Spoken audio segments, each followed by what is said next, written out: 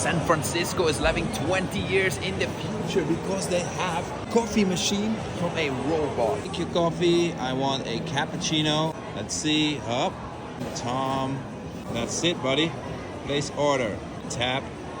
Definitely a no tip because it's a freaking robot. Tom, a 6-minute wait.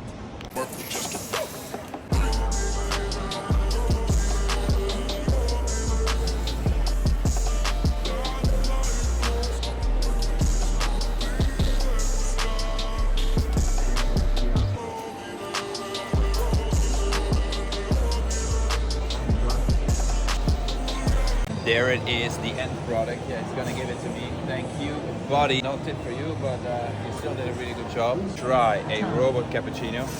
Damn, I wish I could be more negative. No, it's actually really good, I must say. And I'm a coffee snob. Milk is perfect.